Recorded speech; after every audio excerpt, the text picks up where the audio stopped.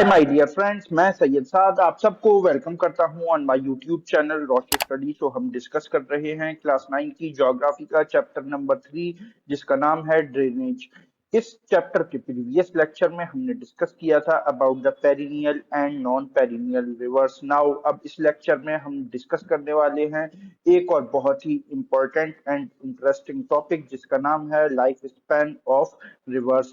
जिसके साथ ही साथ हम ये भी डिस्कस करेंगे कि ट्रिब्यूटरीज और डिस्ट्रीब्यूटरीज रिवर्स क्या होती हैं। तो इस इंटरेस्टिंग लेक्चर के लिए आप बने रहें हमारे साथ। और ये लेक्चर अगर आपको अच्छा लगे तो इस वीडियो को लाइक करें, शेयर करें, कमेंट करें और इसी तरह के इंफॉर्मेटिव कंटेंट के लिए सब्सक्राइब करें to our YouTube channel.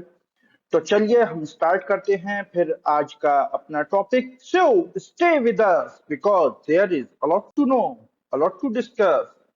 So let's start my friends। देखो, जब हम रिवर का लाइफ स्पैन डिस्कस करते हैं तो बेसिकली यहाँ लाइफ स्पैन से आप क्या समझते हैं। सबसे पहले तो मैं यहाँ पर इस टर्म को एक्सप्लोर करना चाहूंगा। देखो, लाइफ स्पैन हम कहते हैं जो जीवन है, जो जिंदगी है, वो कितनी लंबी है।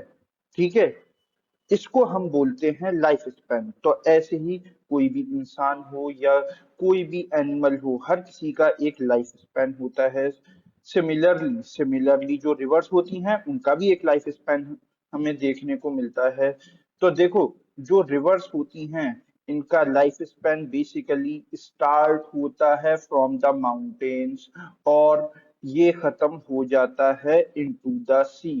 तो इसी के बारे में एक डिटेल डिस्कशन अब हम यहाँ पर कंडक्ट करेंगे। और ये आपके स्क्रीन पर जो पिक्चर प्रेजेंट है, जो डायग्राम प्रेजेंट है, यहाँ पर मैं चाहूंगा कि आप इस पर फोकस करें। तो देखो, यहाँ पर आप बेसिकली तीन पार्ट्स देख रहे हो। एक तो यूथ स्टेज, जिसको कि हम अपर स्टेज भी बोलते हैं। फिर है मैच्योर स्टेज, जिसको हम मिडिल स्टेज बोलते हैं। और थर्ड है ओल्ड स्टेज, जिसको कि हम लोअर स्टेज भी बोलते हैं।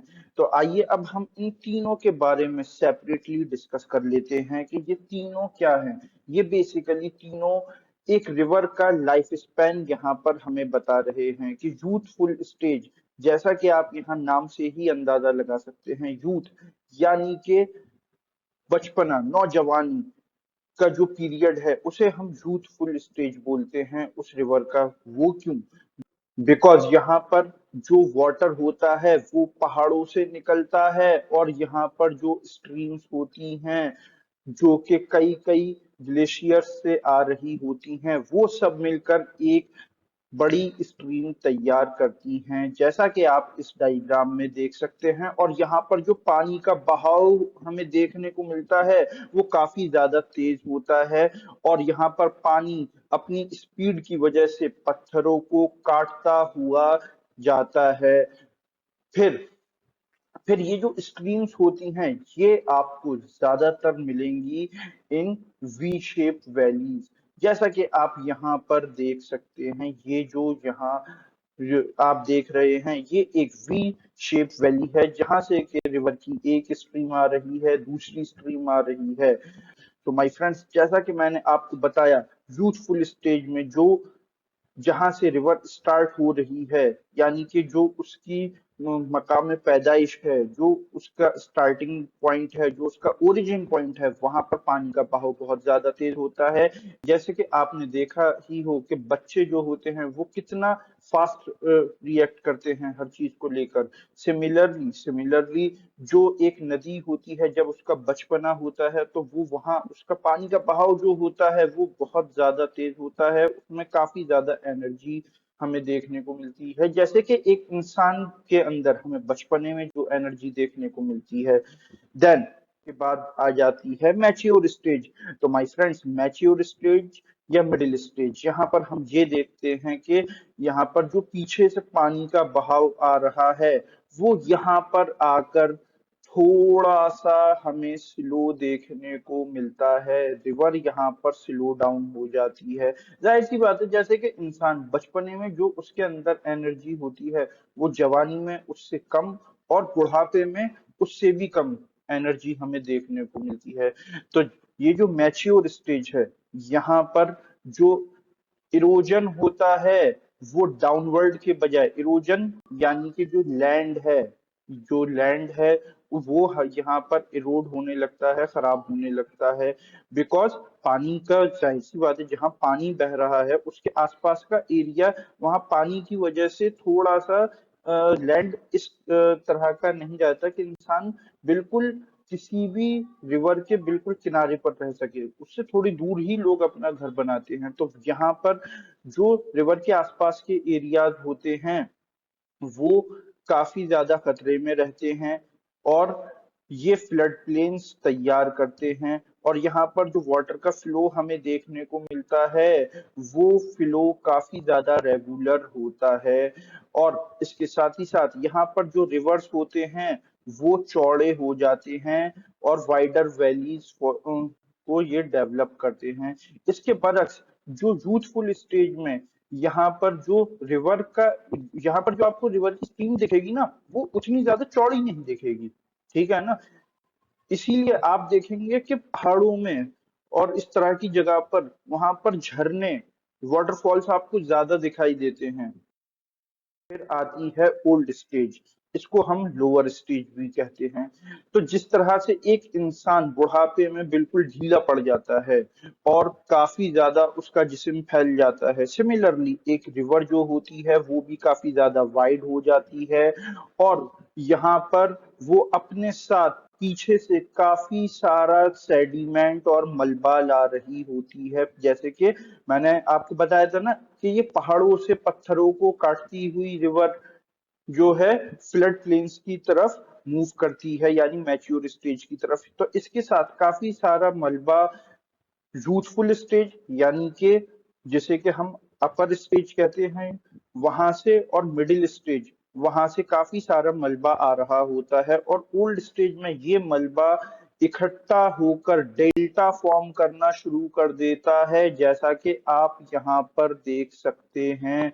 तो ये जो बेसिकली डेल्टा का फॉर्मेशन होता है, ये पानी का फ्लो अब क्योंकि काफी ज्यादा कम हो जाता है इस स्टेज में आकर, और रिवर और ज्यादा लंबी चौड़ी बनती जाती है।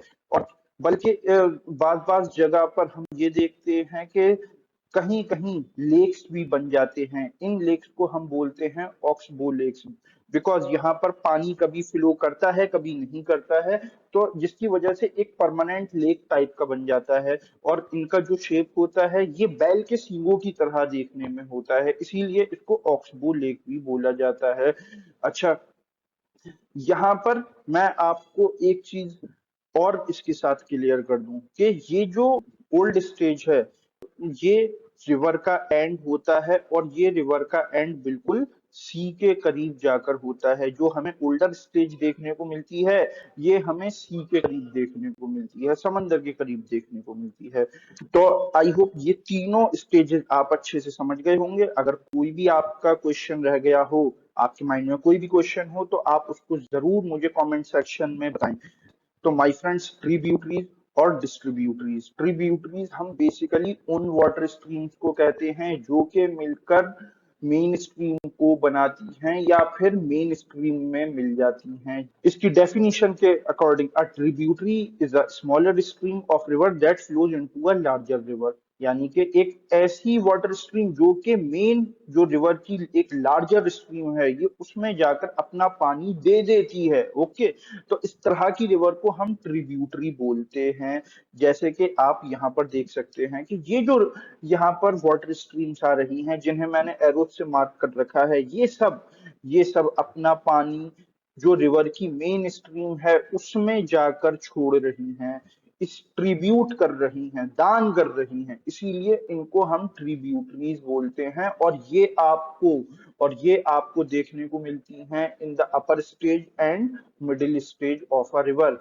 ये कभी भी आपको ओल्ड स्टेज में कहीं शाजो नादिर शायद आपको देखने को मिल जाए, बट 99% जो आपको ट्रिब्यूटरीज देखने को मिलेंगी ये आपको मिलेंगी यूथफुल स्टेज में या फिर मैच्योर स्टेज में।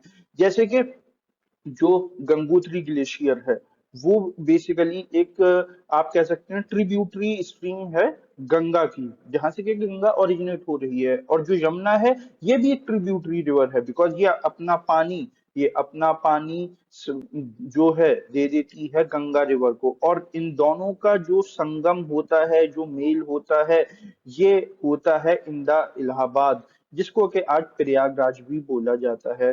तो my friends, I hope tributaries आपको अच्छे से क्लियर हो गया होगा। नाउ अब हम आते हैं डिस्ट्रीब्यूटरीज पर। तो देखो, डिस्ट्रीब्यूटरीज की जो डेफिनेशन है उसके अकॉर्डिंग, जब रिवर का जब रिवर जब रिवर डेल्टा फॉर्म करने लगती है तो उसकी वजह से उसका पानी जो है छोटी छोटी स्ट्रीम्स में बंटने लगता है। ओके, जो बेसिकली डिस्ट्रीब्यूटरीज होती हैं वो ट्रिब्यूटरीज का ठीक उलट काम करती हैं। ट्रिब्यूटरीज अपना पानी मेन स्ट्रीम को, लार्जर रिवर को दे रही थी, दान कर रही थी, डोनेट कर रही थी। यहाँ पर डिस्ट्रीब्यूटरीज जो होती हैं वो वाटर स्ट्रीम्स होती हैं, जिनसे के जो लार्जर स्ट्रीम है, लार्जर रिवर है, उसका पानी उनमें जाता है, यानी कि वो रिवर से अपना पानी लेती हैं। ठीक है, तो ये मेन डिफरेंस है between the tributary and distributary. और ये जो डिस्ट्रीब्यूटरीज होती हैं ये ब्रांच आउट होती हैं फ्रॉम द मेन रिवर, जैसा कि आप यहाँ पर देख सकते हैं। सो आई होप आपको ये लेक्चर काफी अच्छे से समझ में आ गया होगा, ये इसी के साथ ये वीडियो मैं यहीं पर एंड करता हूं। अगर ये लेक्चर आपको अच्छा लगा हो तो इस वीडियो को लाइक करें, शेयर करें, कमेंट करें, और इसी तरह के इंफॉर्मेटिव कंटेंट के लिए सब्सक्राइब करें to our YouTube channel. Now I am Syed Saad signing off. Okay, bye.